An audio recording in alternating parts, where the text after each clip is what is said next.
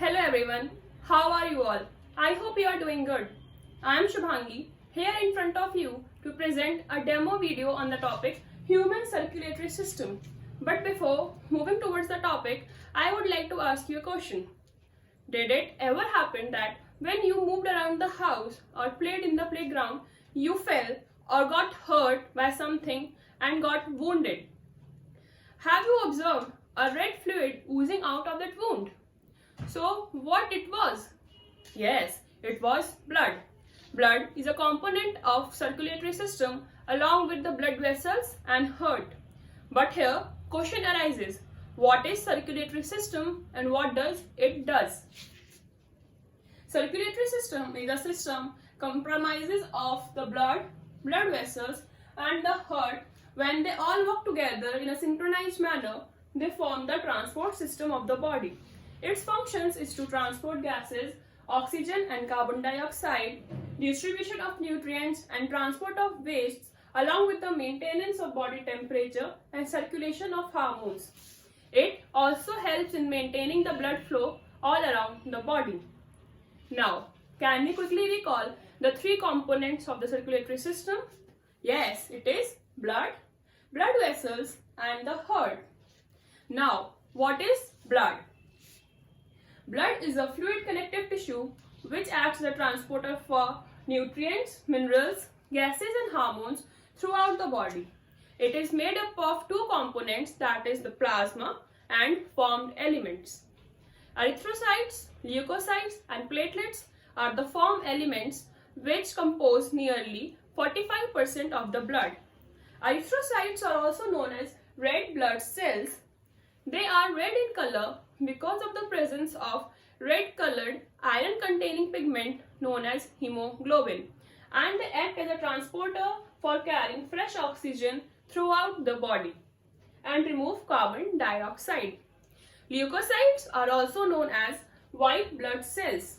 They have two parts, granulocytes and agranulocytes. The eosinophil, basophil, neutrophil are the granulocytes and monocyte and lymphocytes are the agranulocytes. The white blood cells are the part of the body immune system and they maintain our immunity. Platelets are responsible for the clotting of blood. Whenever we get hurt and wounded, the blood oozes out and stops after a while and a brownish layer forms over that wound. It happens because of platelets. On the other hand, the other component of the blood is plasma. It is a transporter for nutrients, hormones and proteins, and it is a yellowish fluid which comprises nearly 55% of the blood. It contains 90 to 92% of water and 6 to 8% of the proteins. Now, can you see these blue lines popping out? What are these? Yes, this is blood vessel. Veins to be exact. What are blood vessels?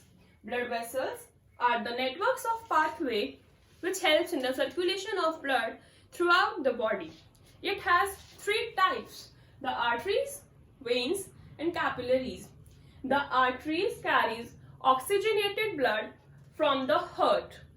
It has thick elastic muscular wall, whereas veins carries deoxygenated blood back towards the heart. It has thin elastic muscular walls.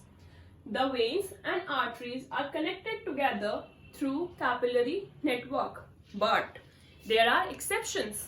The pulmonary artery and the pulmonary vein do the exact opposite things. The pulmonary artery carries the deoxygenated blood to the lungs, whereas pulmonary veins carries the oxygenated blood throughout the body.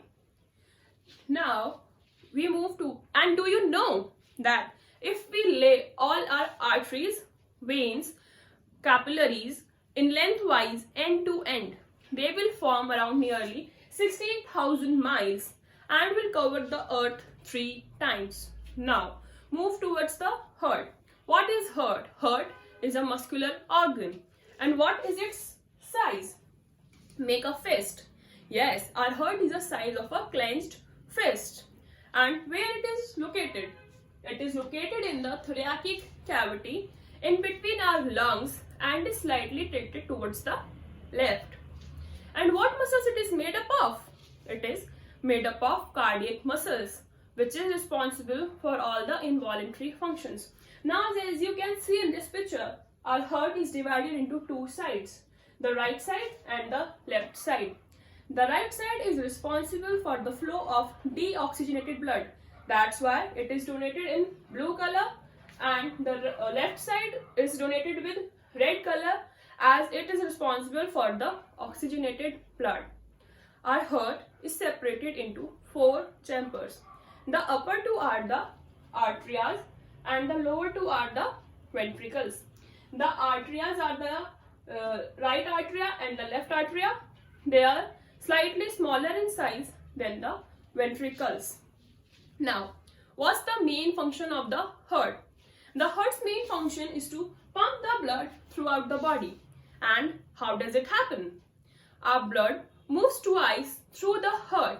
That's why that process is known as double circulation. Now, what is double circulation? The blood moves twice, hence it is double circulation. It has two ways. The one is pulmonary circulation and the other is systemic circulation. In pulmonary circulation, it is involved between our lungs and the heart, whereas systemic circulation involves our heart and the rest of the body. In pulmonary circulation, the deoxygenated blood flows from the right atrium to the lungs to get oxygenated, and after that, that oxygenated blood moves towards the left atrium. And in systemic circulation, the oxygenated blood flows from the left ventricle, that is from the left ventricle to the various parts of the body, the oxygenated blood, and the deoxygenated blood from the body moves towards the right atrium, and this process goes on, and the circulation process takes place in our body. So that's all for today's class. We'll continue in next. Thank you.